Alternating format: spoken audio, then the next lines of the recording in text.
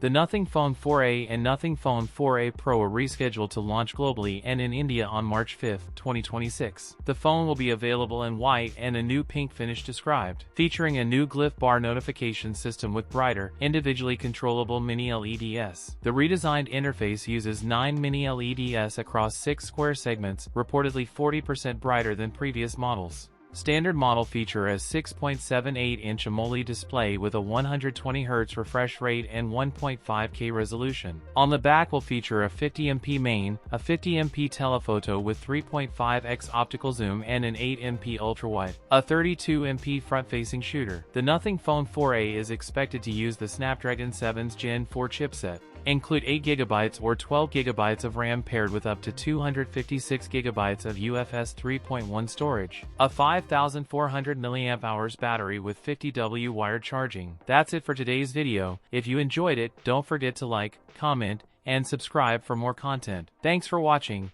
and I'll see you in the next one. The standard Phone 4a is expected to cost around $475, while the Phone 4a Pro could have a higher $540 price tag.